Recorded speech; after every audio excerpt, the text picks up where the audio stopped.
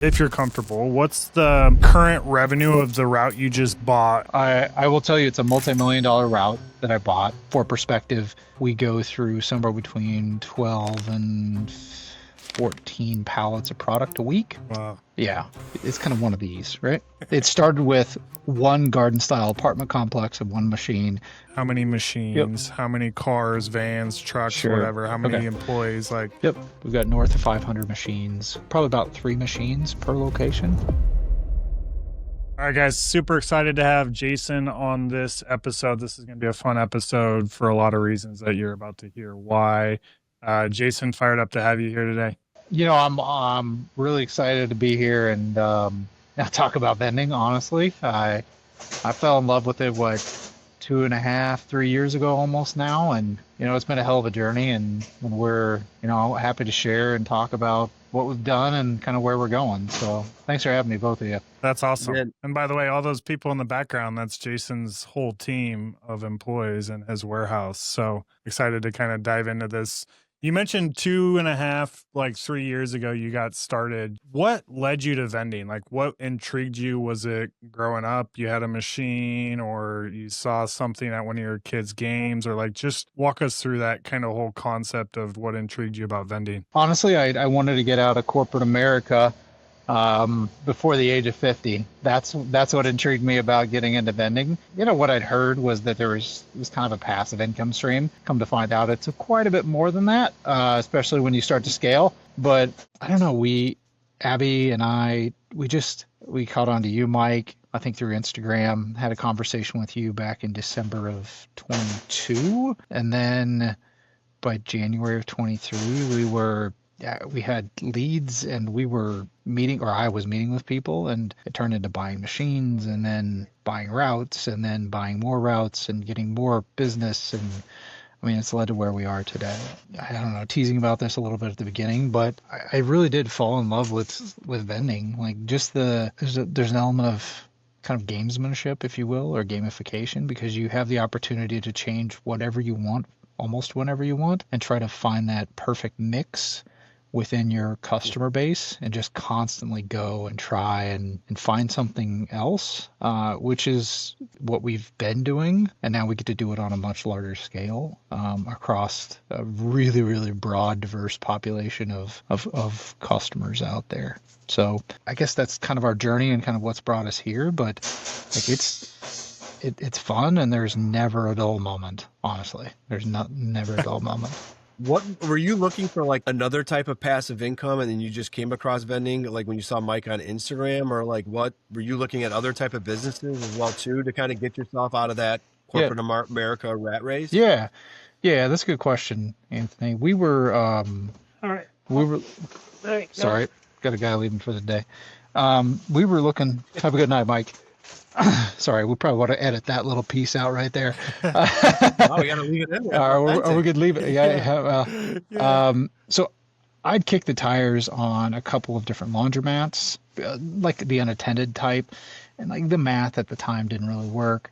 I was looking at a few investment properties as well, like townhomes or like fourplexes and stuff, but it didn't make sense for us to do that. I thought, it's in large part because of the capital, and I didn't know how much actual revenue it would provide in the near term. Hmm. But then came across vending, and I'm like, the economics on this actually works, and it works pretty well. Once Mike was, I think at the time you're like, make $1,000 a month or something like that, which I think might still be your tagline, but I think it's evolved a little bit more than that. But that was kind of interesting that you can a machine that you stock once a week or maybe twice a week can make $1,000 a week or a month. That was pretty appetizing or appealing because scaling it seemed relatively easy. So that's kind of what led us to vending versus a few of the other things that we were kicking tires on. Yeah.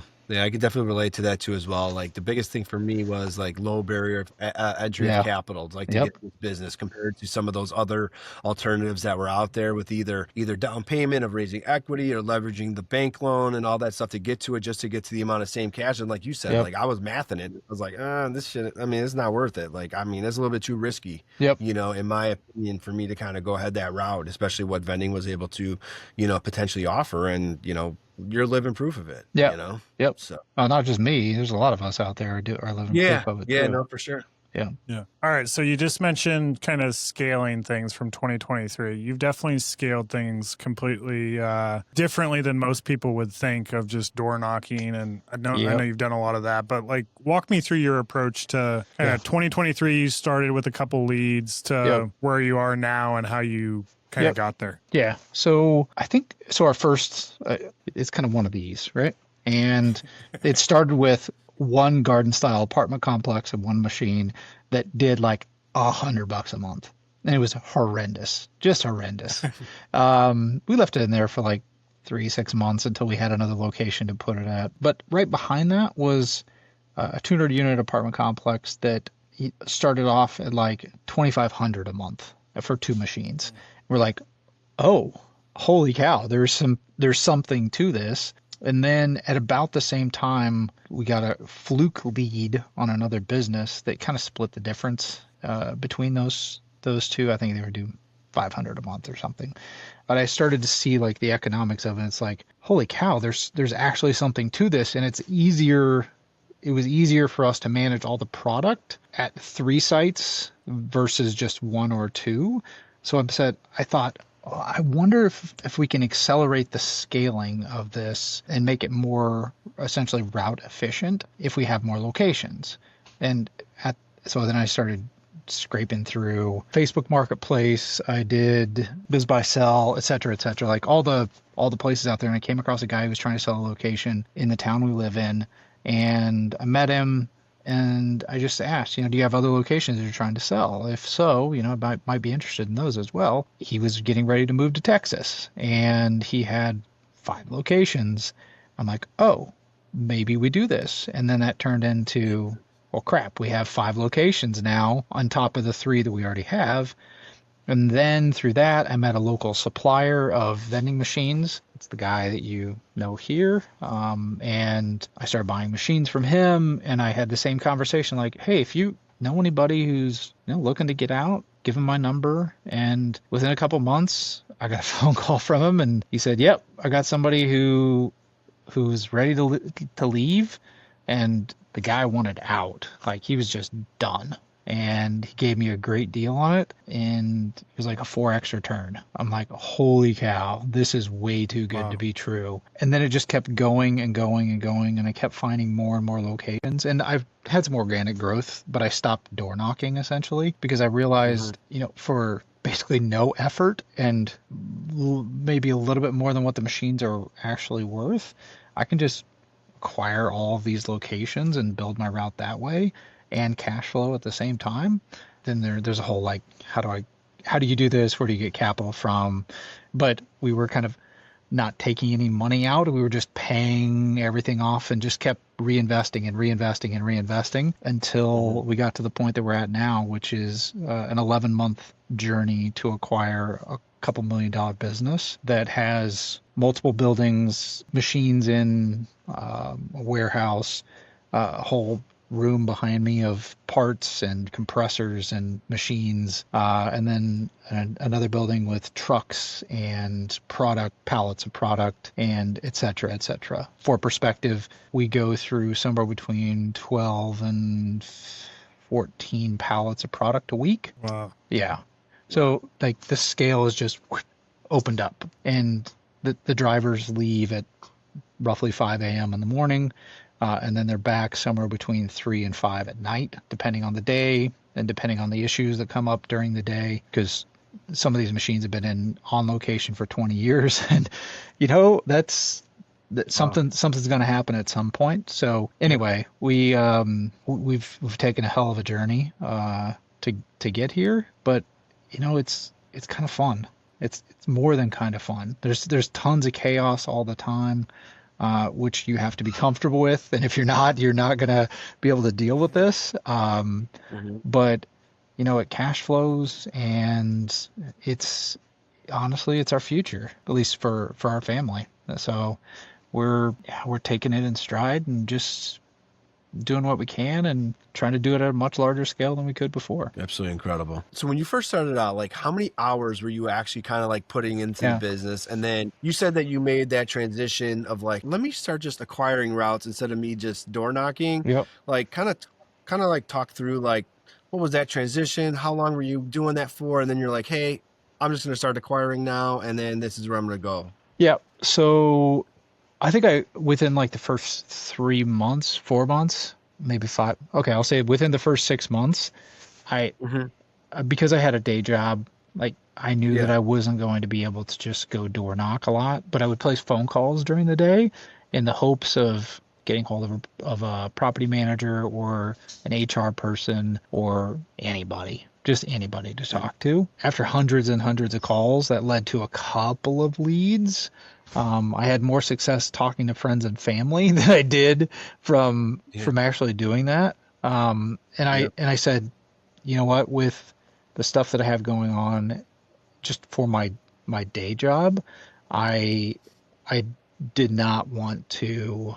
I didn't feel like it was worthwhile unless there's a sought after location. I don't know that I'll do that much anymore here because we've gotten one, two, three, I think four accounts since I started a month ago, just organic. Like it's all organic and word of mouth Hmm. and reputation in the marketplace. And the previous owner did a fantastic job, and I am going to continue to do the same thing. But being reliable and being positive and having a good experience with our customers, so that we are going to continue to grow just by word of mouth. So I think it was early on to answer your question. I just said I'm not going to do this anymore because Hmm. you know I only get a couple leads, and that was kind of it. Reflecting back, like, because you didn't have any experience in vending whatsoever. I know you Nope, maybe like looked into it, but you had zero experience in vending when nothing. you first got into the business, right? Yeah. Correct.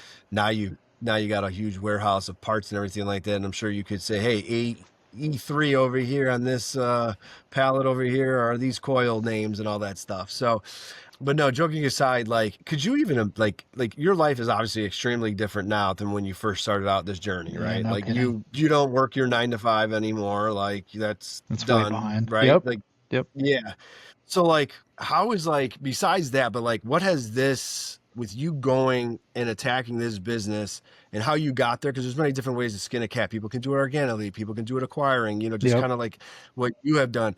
Like what has this done for you and your family now, like going forward? Because now you could read on all these layoffs that are happening. Amazon's gonna lay Yeah. off this person, this will be there. Like Yep. that was one of my biggest fears when I got into it. My wife was like, I go, should I get a corporate job? She's like, well, why would you do that? I go, well, because I got to provide for the family. Well, why would you do that? Like, you could be laid off in Yep. 2 years. And like, Yep.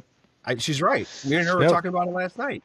Yeah. So I think there's an element of freedom out there that you're kind of hinting at. Be your own boss. I don't know that that's all that it's cracked up to be, but you Yeah. you certainly can achieve things based on your level of desire.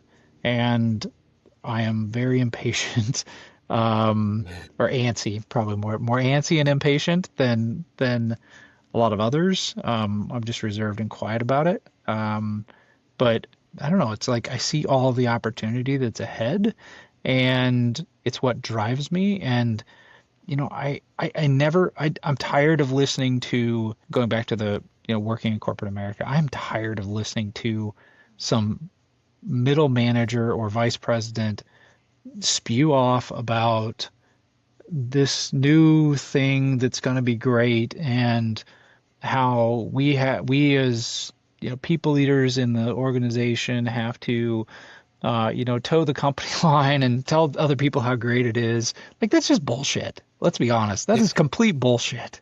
And I am tired. I just cannot do that. I like the simplicity of vending. You put a product out there, they're either going to buy it or they're not.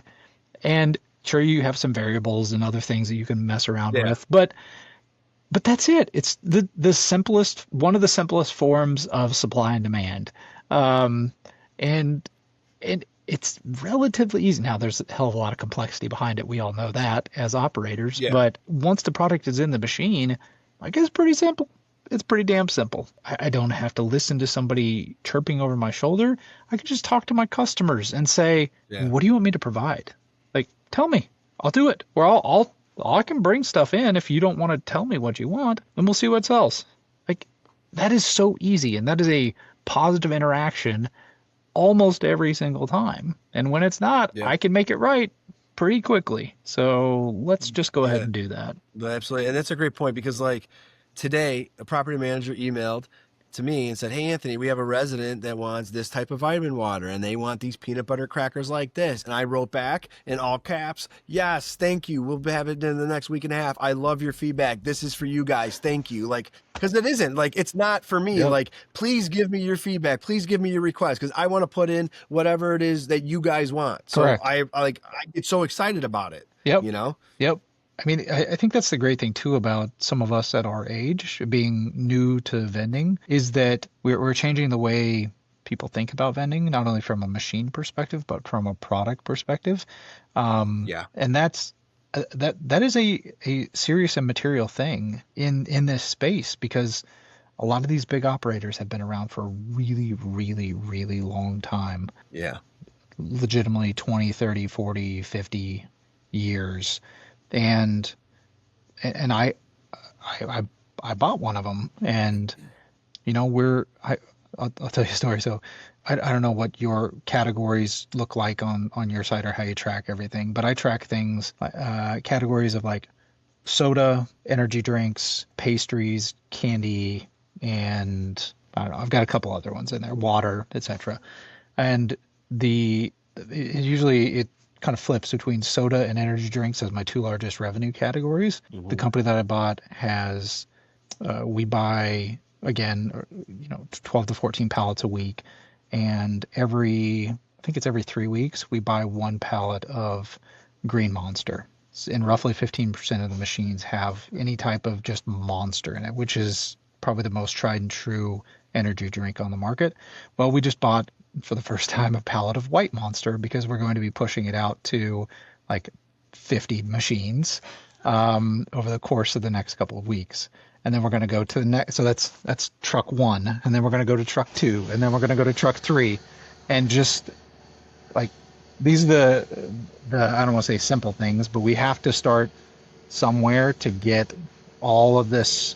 Monster isn't new, but it has to be in the machine. Like this is the most basic thing that we have to do to just honestly keep business and keep customers coming back to our machines. And then the next wave is like we have a crap ton, hundreds of snack machines out there. We're gonna have to do some snack machine refreshes, and then we're gonna get into smart machines after we modernize some technology. And like there's this whole evolution of things that needs to take place, but it's kind of fun. It's kind of enjoyable to be able to do this stuff. Yeah. So I want to dive a little deeper on that because I think you buying your route, there's such a value add play to this. It reminds me so much of like flipping a house. Yep. And so you're talking about, the Monster example. Like, Yep. what is, if you're comfortable, what's the current revenue of the route you just bought? And then what are like some simple tactics, like even changing water out for Monster or changing out 12-ounce cans for bottles, or like,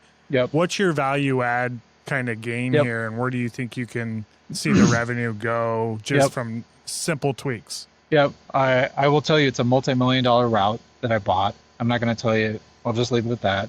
The upside, my goal for year one is a 20% increase just by making a few product changes and price changes.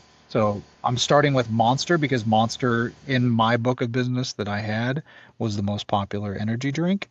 I would say the locations that we're in for the business that I purchased, that is going to sell very well. So that's why I made the decision to push out Monster first. What are you replacing, or what are you picking to kick out? So the one of the first things I noticed is probably a pallet's worth of expired product that we go through about once a month, give or take. And most of it is diet, like Diet Coke, Diet Pepsi, Diet Dr. Pepper, et cetera, et cetera. And before the acquisition, I took a very kind of hard stance around diet drinks. And my stance is, unless requested, I generally don't offer diet drinks because I have the same problem, which is they expire. So you have to have diet drinkers in order for them not to expire. And you guys have to remember that we're buying pallets of a lot of these products. So even if I'm, if I can save 0.5% shrinkage, like that adds up pretty damn quick. So, but we've got an office manager who's awesome, by the way. She is going through kind of the first list and determining which products to pull. Sometimes it's not diet drinks. Sometimes it's like an A&W or something else that doesn't sell. And then So are you just going machine by machine of like what's the worst seller, and that's where Monster's going? Yep. And we have in some cases like a decade's worth of sales history on these machines. So we can see what the trends are, which makes it super easy to determine what to pull. We're just going machine by machine and account by account to determine who should get an energy drink and who shouldn't, because we have retirement, like senior living and other places like that are never going to have energy drinks, honestly. But there are a lot of A, B, C level properties out there that deserve at least, I would say, some energy drinks. So that's what we're doing. Yeah. Yeah. One of the things I learned from you at the very beginning, which was fascinating, is you had the saying, if it weighs more, you can charge more. Oh yeah. And hearing you talk about that A&W being pulled out, and then you have a Monster that's instead of 12 ounces is 16, or instead of 20 ounces is 24, like naturally you're going to be able to charge more. It's a penny business. Now you're getting more revenue in that same slot. Like it's that's right. The littlest things that increase. It's just wild to me. Yep. No, simple. It is. I mean, that is a nice thing. I wish I'd really thought about that a little bit more, but you're right. The more it weighs, the more you can charge, generally speaking. And Monster, because it's bigger. Also bigger bags of chips. That's kind of the second thing on my list, because they sell the small 1 ounce chips. So that's a pretty. You definitely got some upside there. Yep. And then just some price changes with like pastries and candy and stuff like that. So, and now for perspective, we have like shelters and some locations that you have some very disadvantaged individuals. So these aren't like wholesale, like every account gets the same treatment. Because there are the various reasons why, but we're going to make some changes at some of the locations for, particularly on the price side, just because it's needed. And do you run a Monday through Friday operation, or you do a Monday through Saturday? Oh, that's a great question. So our trucks run Monday through Thursday. Then on Friday we kind of regroup, restock, kind of reset. But the reason why we do 4 days a week is because when there's a holiday, like there always will be a holiday week, we're able to get the rest of the route done on those other 4 days and still have the holiday off. As well as if one of our drivers is sick, we can give them that day to bump, and it doesn't completely destroy the rest of the week for the team. I like that. Yeah. So it's smart. Yeah, I didn't design it. This is what I inherited, but it's smart. It's super smart. It is super smart. Yeah, it is. So for anybody out there who's kind of at this, Anthony, if you're at this size, you're going to have to start thinking about that. Run some 10 and 12-hour days, Monday through Thursday, and then scale back on Friday, and either give them the day off or have them do some low demand work, because those first 4 days are going to be taxing, and that's what we do. Because those first 4 days are a load. And if a guy wants a full day Friday off, the answer is usually yes, because they just need time to recover. Yeah, for sure. So with that route that you bought and then the other machines that you've had, like, are you running multiple operating systems like on your back end there to make sure of like what you're ordering, your pick list, all that? Like, Yeah, so You are. we have multiple systems out there. Our office manager is working to integrate. We're not there yet. It just takes time to get all that stuff Mhm. done. But yeah, I have six. How many do you have I had right now? And you're out. two. I'm Oh, lucky. I'm lucky. I'm lucky. yeah, I'm gonna go down that path though, Anthony. You're probably pretty soon. yeah, Until Mike gets a machine built that I can just adopt. Just saying, Mike. yeah, No pressure. No pressure. Yeah. Yeah. Yeah. No, it's pretty So easy with two. Six would be a little much though. yeah. yeah, so I want to dive into this route a little bit more. You mentioned drivers. How many employees? Sure. How many? Maybe we start with how many accounts locations are you servicing? How many Yep. machines? How many cars, vans, trucks, Sure. whatever? How Okay. many employees? Like Yep. that's fascinating. Yeah. So we've got a couple hundred accounts, and that's just a round number. We've got north of 500 machines. The Average location have two machines or three machines, or what's your typical account? Yeah, so I wish I knew that off the top of my head. I would say generally it's mainly somewhere between probably about three machines per location. Yeah. Now, we also operate so we have traditional drink machines, snack machines, changers, food machines, and I don't know, some other specialty stuff that's kind of out there. But they are, I would say, in the category of traditional machines from the route that I acquired. Now, there are some, and we have a fairly sizable property, apartment complex portfolio that we support, which was part of the appeal. And over time, probably it's not going to be this year for sure, but we are going to start upgrading some of the locations to smart machines. It's not going to be a, hey, we're going to go buy one or two. It's probably going to be like, hey, we've got to buy 10 of them because we have so many that are tied to property management companies. And when one sees it, they're all going to see it. So Yeah. you can't just kind of half go into it. You got to go all into it at once. And that's a big change. So I have to think about staging these changes in a way so that I don't overwhelm the current team and we don't create this like hornet's nest of chaos. Um, Yeah. so Yep. so that's why we're starting with, hey, we're going to do Monster, and then we're going to start chips, and we're going to change the prices, and then once all those things are done, then we can kind of jump into that next phase. And I've been teasing that it's coming, but anyway, so so that's kind of the size of the route. We have three full-time drivers that run again Monday through Thursday, and then we've got a fourth kind of part-time driver. He runs one day, one week, 2 days, another week, and then the rest of the time he does machine prep. So we have a checklist of 103 things that we check on every single machine before they go out the door. He cleans machines, which I know, Anthony, we've talked about that. Yeah. It's just part of regular maintenance, but with a fleet like ours, we have him go out one day a week and make sure that, this block is done and then the next and the next and the next. So throughout the course of a year, he can go through all the machines and everything's in good shape.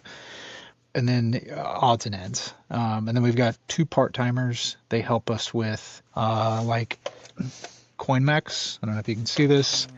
Yeah. The guy that was in the background at the very beginning of the video, that's kind of his specialty. He makes sure that all the CoinMex and bill validators are functional, and then our guys come and pick them up and replace them. And then he does machine prep and other odds and ends, but he's only here a couple days a week. We've got another guy who does a lot of product shuffling within our warehouse, product pickup, product. I'm trying to think what else he does. We've got a ton of trash. Anthony, you probably have a ton of trash too. But he does Yeah. a lot. I hate to say it, but he does a lot of trash management for us. Uh, and then Job. I know, Job. I'm telling you, there's something to it. And then we also pick up and haul away old machines and scrap them. So we harvest them for parts. That's where most of this stuff came from, behind us. And there's salvage value to that. So we've got a roll-off dumpster that we load up, and then they charge us like, I don't know, $50, and then they give us the scrap value on that. So it's actually just a little extra on the side. But I'm trying to think What else do we have? Who does the ordering for you? Like, do you have that That's good. office manager Yeah. that handles the order? Yep. You do it? Yep. No. Our office manager, Office manager. she does it. Before I came into the picture, they had a database that they use to manage, track, etc., and that's still in place. It's kind Is she a of full-time employee or is she she is. part-time? No, she's full time. Full-time. Yep.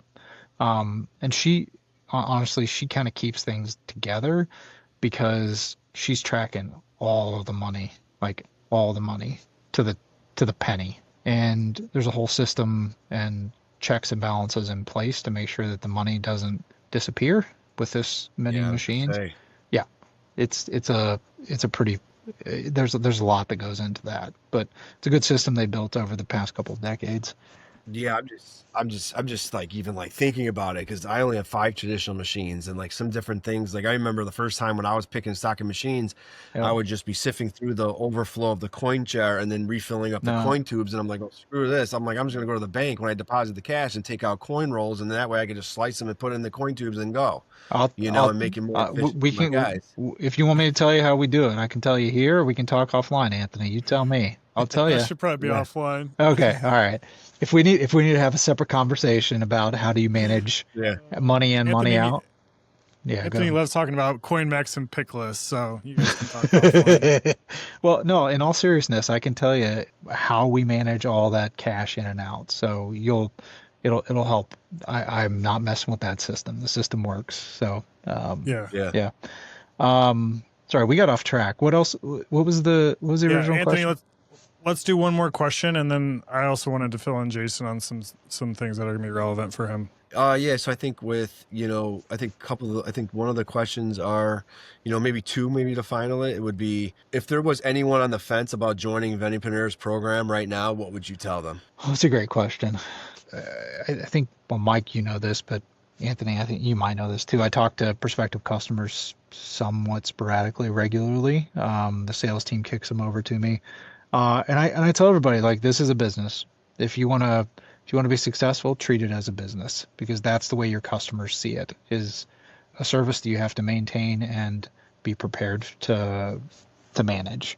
I also like to tell people it's easier to have 2 or 3 accounts than it is one account. The other thing is, this is a really, really, I would say, fun type of, if you want to call it a job. I don't even know if I call what I do a job, because I'm really only working for myself at this point, and to Yeah. support everybody else that works for me. So I take that back. There's some responsibility there, but anyway, yeah, this is one of the more I would say fun kind of jobs that you can have out there. And it's I would say the strength of the community as well is like tenfold worth the price of admission. Because I saw it, well, there wasn't even a community, Mike, whenever I started. But now there are just so many good and smart people out there who can help accelerate the learning curve and honestly make you all successful because you can, and honestly you probably will if you have the right mindset. Yeah. Yeah. Yeah. Oh, that's good. I still remember one of your first calls after installing your first machine, and you were saying, back to your fun comment, how therapeutic you find it stocking machines. And Love I it. completely agree. Put my pods in, listen to a podcast, and it's just, yeah, it's fun. Yeah, I still love doing it today. Yeah. Yeah. Well, don't tell Mike that. Oh, I know, I know what I know. I'll just uh, keep my mouth shut then. Yeah. But there's also that part about what you said is like it's a business, and the funny thing of all three of us on the call is like we basically left corporate America only to go back into buying ourselves a job. But Correct. it's like now it's something we're passionate about. Like Yep. even bringing Anthony out of his route to vendingpreneurs is like I think he sees the mission, the disruption in the industry, the Yep. strength and numbers of the community. We're finally getting purchasing power, all the things we didn't have when we first started. Yeah. Well, I know you and I have had those conversations over the past couple of years, Mike, and a lot of those conversations are finally coming to fruition now, with the size, scale, I would say eyeballs from the others in the industry that are actually looking, and they recognize, holy cow, there's something going on over here that we have to pay attention to. Absolutely. Yeah, it is for sure. I'm just excited to be part of the revolution and just go along for the ride. Jason, this was great. Thanks for coming on, and super excited to see the beast you're building there. Yeah. Hey, I love it. Wouldn't be out here without you, Mike, specifically, and Anthony. I guess you're an okay guy too. So Are you kidding me? I'm the one that, so this is a true fact story. I joined the community within the first 2 days. I copied that I know template you of the did. website I know. that you had in the community. I tested it. Jason called me thinking that I was a lead for his thing. I'm like, no, dude. I'm like, I'm just here to copy your thing. Can you kind of help me out and like And I how I did. could configure this? I tried. And I will say this. He gave me the 5-10 minutes of his time, and that's like the thing. Like that's the cool pay it forward type thing of those are the type of people that we have in the community. I mean, he could have hung up the phone like, dude, I'm working corporate America. I'm acquiring this route. I got to go, Pete. Yeah, But he did it. Yeah, You know, exactly. so but yeah, that's a true story. Yeah.